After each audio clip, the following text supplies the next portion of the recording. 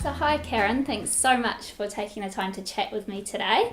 I'm really looking forward to hearing about your expertise in the areas of stress, thoughts and relationships and how they relate to a person's ability to burn fat. So I was wondering if you could start by telling us a little bit about what you do. Yes, Ellie, basically what I do is free people from the thoughts, beliefs and emotions that are holding them back in life. Mm-hmm.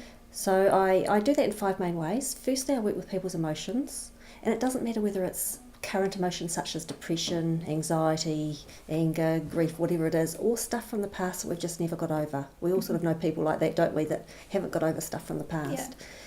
Second area I work in is fears and phobias. Thirdly, addictions. Now, of course, that would be things like smoking, drinking, gambling, drugs, but also, interestingly enough, I believe fat burning and weight loss comes into that category because, you know, addictions are simply things that we do or use that stop us thinking or feeling. Mm-hmm. It's why so many people come home on a Friday night and have a few drinks. Yeah. You know, it blocks out all that work stuff that we just want to forget about. So addictions to alcohol or food or... Yeah. And food is an addiction in a lot of ways because we overeat or comfort eat because of our emotions. Mm-hmm. It's the reason most diets don't work. They don't address the emotional contributors to people's eating behaviour. Mm-hmm.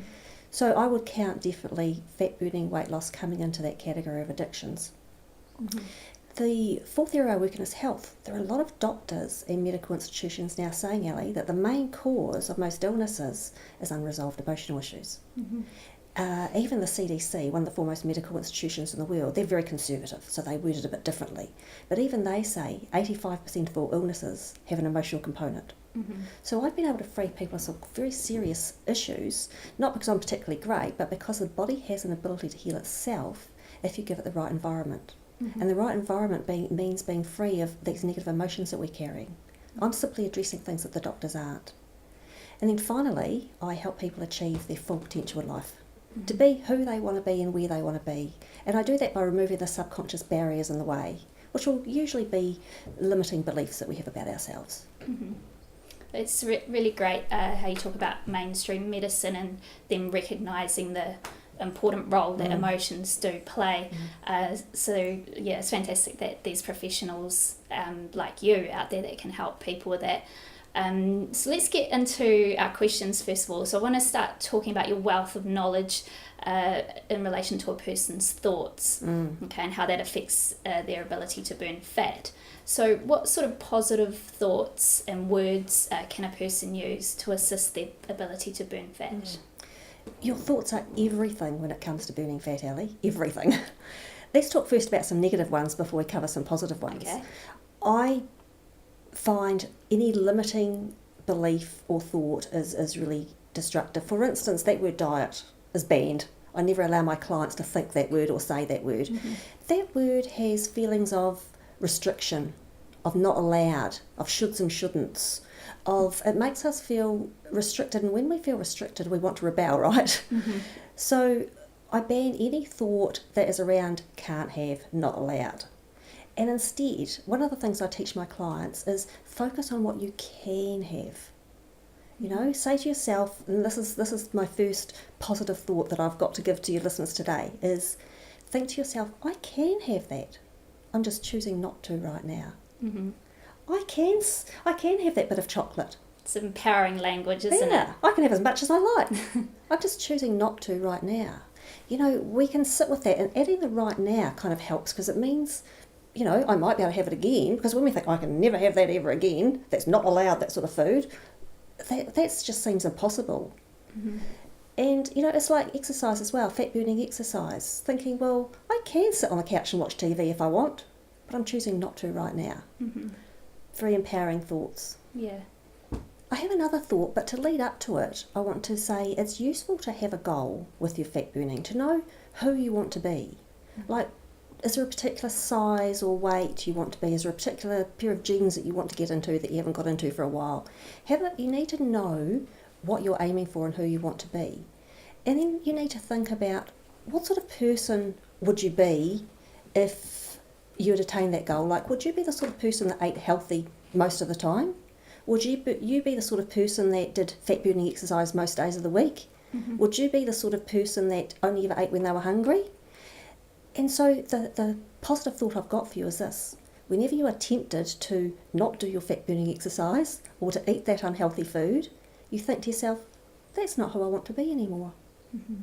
And I find that thought really helpful. Mm-hmm. It'll get me back on track quite often. Would it be right to say that your thoughts and the way you think will really translate into the language that you use as well? Absolutely. Mm-hmm. And just to carry on from that, there is something even far more important than what I've already told you. Mm-hmm. The most important thought of all are the thoughts that you have about yourself. Mm-hmm. Because a lot of us beat ourselves up with our thoughts. We call ourselves stupid and useless, and we really don't like ourselves very much a lot of the time. We're very hard on ourselves. And if you're hard on yourself, it's very unlikely you're going to achieve anything. Mm-hmm. Because we set ourselves up for failure by the way we think about ourselves. And theoretically, it's easier to live with giving up than it is to trying really, really hard and failing. So if we're not thinking kind thoughts about ourselves and who we are, we'll tend to sabotage our fat-burning enterprise. Have the positive thoughts you want to have are, I am good enough. I'm good enough just as I am, and I can do it. Mm-hmm. And funnily enough, when we think that we are good enough, when we accept ourselves exactly as we are, faults and all, we tend to be able to more easily change ourselves and improve ourselves. Mm-hmm. I like how you turn the question around there, and I asked you about the negative thoughts and language that people might use, and you've talked all about the positive thoughts and language, which is fantastic because that's the way that we really need to start thinking. Because in reality, a lot of people are having thoughts and language that are talking themselves out of achieving a goal before they've even started trying to achieve it. So that's fantastic if they can actually just start thinking on that more positive level. Yes. That's great. Okay, well, let's get into talking about a couple of your clients. So without naming anyone, could you tell me about a couple of clients that you've worked with, perhaps one that's used positive thinking and language to help them achieve a goal that they were going after, and one that has used negative thinking and language and how that affected them in achieving their goal? Sure. If I may, Ali, I'll tell a couple of stories about people who started off with negative thoughts, changed them to positive ones, and were successful. Sure, that'd be great. The first story is a lady, she came to me, she'd put on 20 kg in the last 9 months, which is rather a lot. Is she having a baby? No, she wasn't. 9 months. Oh, sorry, yes, good thinking, but no, that wasn't the case. She told me that she was eating until her clothes didn't fit anymore, that she was also shopping until she had no money left, which was rather interesting to me. My job is to get in touch with people's subconscious mind, to look for what we call core beliefs. And what I found with her is she had a core belief, there's never enough. And that was playing out in her eating behaviour, in her, shopping behaviour. We had to change that belief. And one of the ways I did that was with the form of energy psychology that I use to affect most of my changes with clients, which is known as EFT, Emotional Freedom Techniques. It's a form of energy psychology. So utilising primarily that, I was able to rewrite over that belief that there is never enough. It actually came from a time when she was young, in actual fact, when she was at school, and all of her friends seemed to have more money than her, and they were off doing things and going on outings and buying things, and she could never do that. And she gained back there that belief there is never enough. Because beliefs, Ali, are simply things that we've thought enough times. Either things that we've heard or thought enough times. Every time we think a thought, we create a neural pathway. We think that thought again, that neural pathway gets thicker. Think it again, it gets thicker. After a while, it forms a belief, and that's what beliefs are. They're not necessarily the truth, but they become our truth. And the thing is, the subconscious mind can't tell the difference between something that happened back then. Even though it was one event, it's like to the mind it's happening in every event, in every occasion, and every time frame. So there is never enough was her core belief.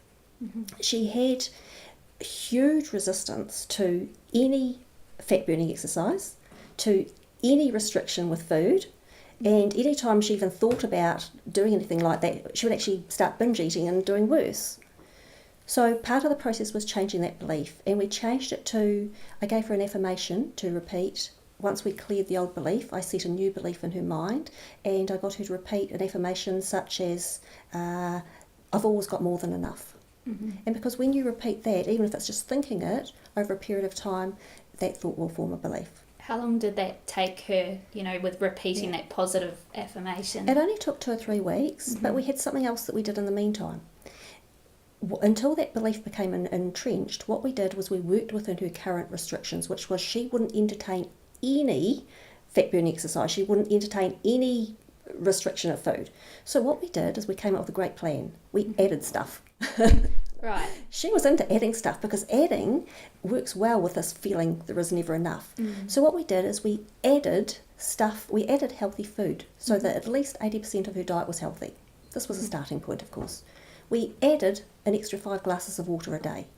We added a veggie juice a day at the exact time of day that she would normally start eating badly, which was around the time the kids got home from school.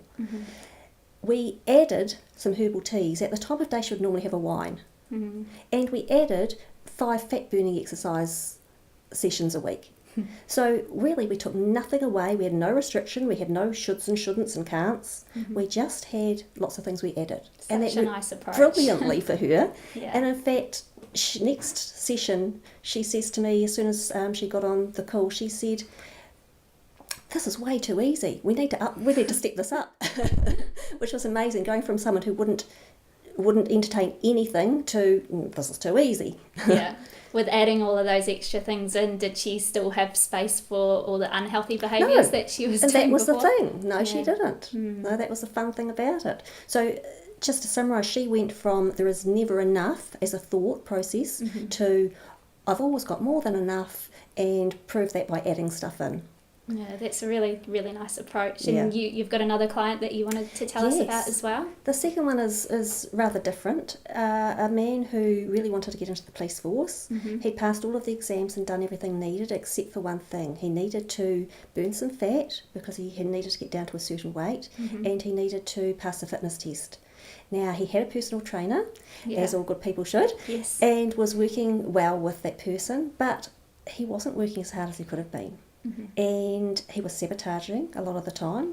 He even walked out on his trainer one day, threw his cots out of the, toys out of the cot and stormed off, and it wasn't anything the personal trainer had done. He was just sabotaging his training. So he came to me to find out why, because that's my job.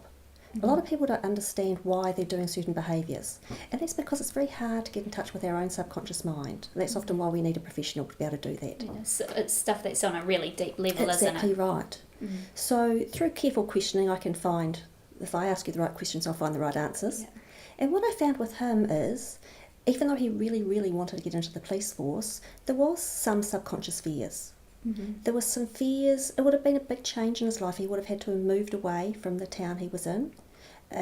He would have had to have moved his whole family, wife and children. That would have been a big deal for them, and he was concerned about them not being happy. It was a big deal for him because he had a support network here, and he would be moving away from it. And he also had some fear around whether he'd actually be any good at it, whether he could do it well, whether he could be successful. And so really the thoughts that he was having were, I'm afraid and I can't do it. So we used EFT again to clear those thoughts, overwrite over them, create some new thoughts. I once again gave him affirmations, which were, I know I can do this.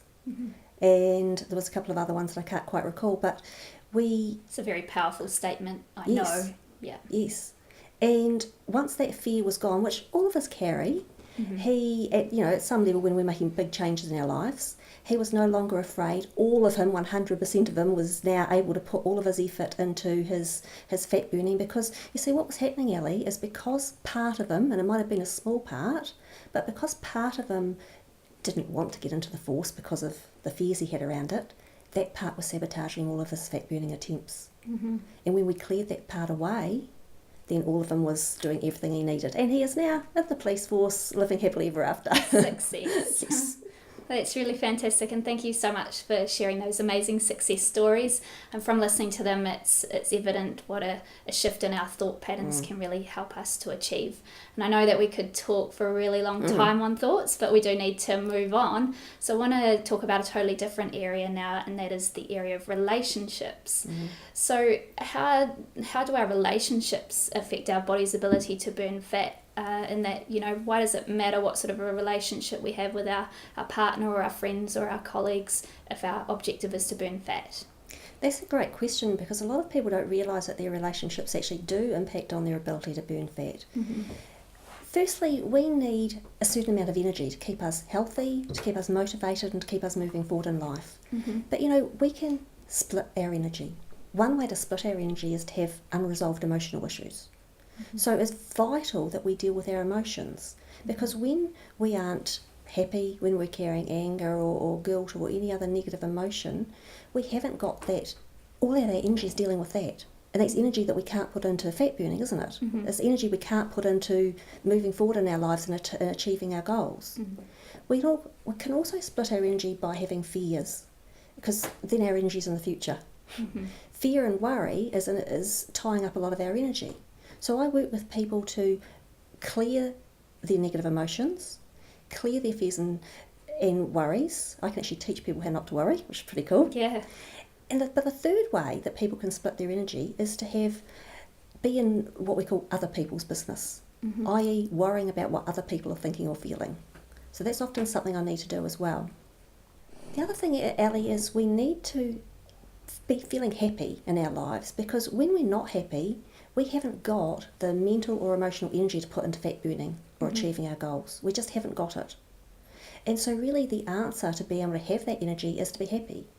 A lot of people don't know how to do that, and that's one of the things I teach people.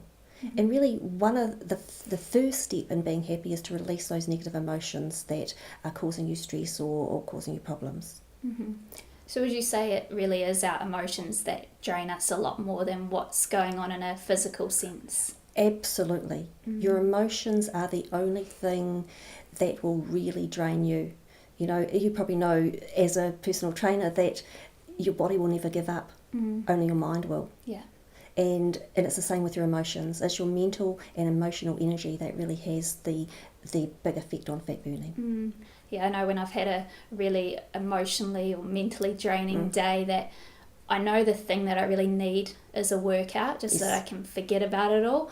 But at the same time, I know that my energy levels are low, and if I try to do an intense workout, it just wouldn't work at all. And I know that my body would see that as a form of stress, and it might cause me to get sick or to get run down. So really all I can pretty much do is some stretches or go for a walk or something if if I've had a day like that. So that's brilliant. You're listening to your body, which a lot of people don't do.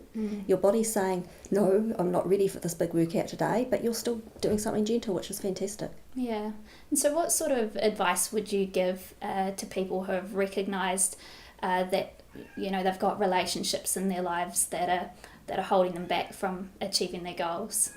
3 bits of advice, Ali. The first one, and I recognise the advice I'm about to give is easy to say and not so easy to do, which is why it's often helpful to go to a professional who can help you with it. Yeah. The first bit of advice is learn how to say no. Most people, do you know what, about at least 85% of my clients don't know how to say no and don't know how to put themselves first. They're always nice people.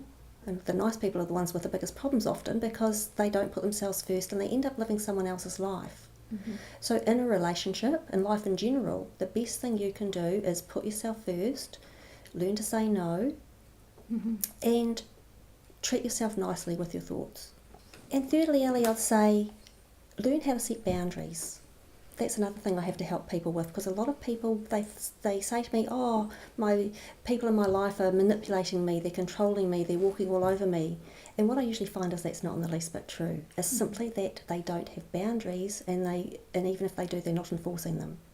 So get someone to help you to learn how to put boundaries in place in your relationships for what is and isn't okay, so you can live the life you want and have the energy you need dedicated to you to achieve your goals, whether they're fat burning goals or otherwise. That's great. Thanks, Karen. Those are some really great tips, and I like how you said that it's really important to put yourself first. I do know there's a lot of people out there who think it's selfish to put themselves first, but in reality, if we don't put ourselves first, then we're going to have no energy or enthusiasm to help others. And it makes me think, of what they say when we get on that aeroplane and they say position your own gas mask first. And is that a selfish thing? It's not, is it? Because then that means that you can help other people if you look after yourself first. That's exactly right, and that's the story I use as well. If you haven't got enough oxygen, you can't help anyone else. And it's the same in life. If you haven't got enough time, energy, money, love, you've got nothing to give. But if you give to yourself first, other people get the overflow. And that's what people who think it's selfish don't realise, that you are still giving to others. It's just they're getting the excess. Yeah. When you filled yourself up first, that's the way it should be. Yeah, they're getting all your great energy. Yes. Yeah.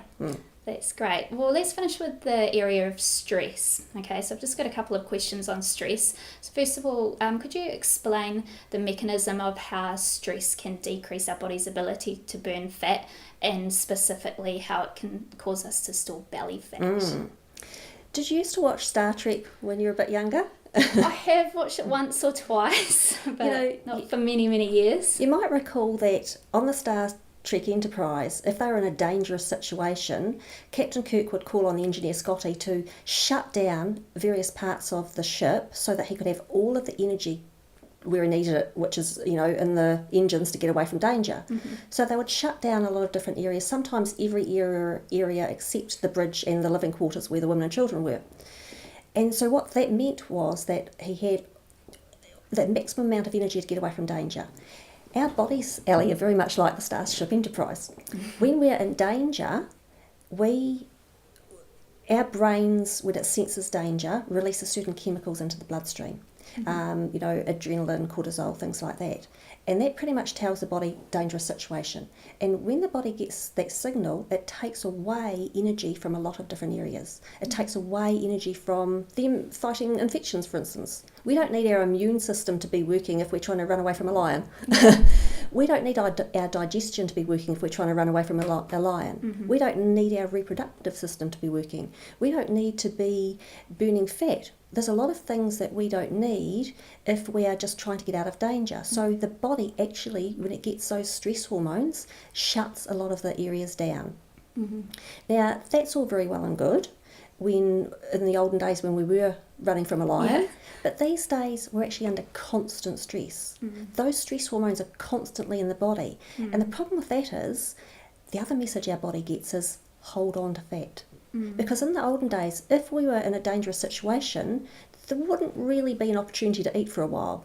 Food might be scarce if there was, something seriously dangerous happening. So our body, those hormones tell our body, hold on to fat.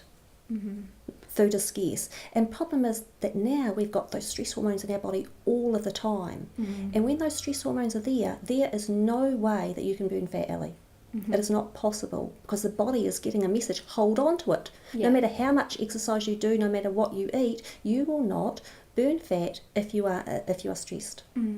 Yeah, I think cortisol's a huge problem with many people, because, like you say, we're in a constant state of stress these days, but I think it's worth noting that it is definitely not being chased by a lion type of stress. It's all mental stress, isn't it? But the body doesn't perceive a difference between that being chased by a lion stress and mental stress. It responds in the same way. That's right. So, I mean, for all those people who are quite stressed out there, what would be your top tips for reducing stress to a level where their fat burning can be optimised? First and foremost, deal with your emotions. Stress is an emotion. And remember, stress isn't about what is or isn't happening in your life. Stress is about how you think and feel about it. And although we can't always change your circumstances, we can change how you think and feel. So first and foremost, deal with your emotions. And you may need someone to help you to do that. The second thing you might need to do is to relax. A lot of my time is spent with clients helping them to get to a stage where they will do less. It may mean a big change, it may mean a new job, it may mean some big changes in your life, but you have to get to the state where you are doing less and are relaxing more, because when you relax, not only is your body not sending those stress hormones, but it's sending useful hormones when you're happy, when you're relaxed, when you're at peace. The brain is releasing different hormones into the bloodstream, like oxytocin, vasopressin, growth hormones, those sort of things. All good ones. All the good ones. Yeah. And it's only then that we can really, it's letting the body know, it's okay. You don't need to hold that fat anymore. All is well. Yeah.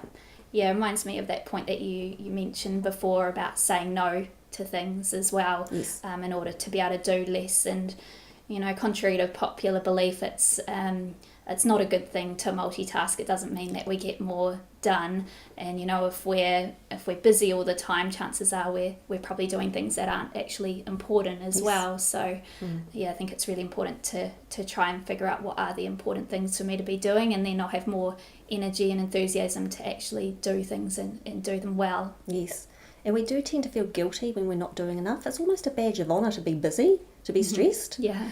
And we feel real guilt if we're sitting down doing nothing, and sitting down and relaxing is an important part of fat burning. It is. Relaxing. So a lot of my time is spent helping people to let go of the guilt for doing less.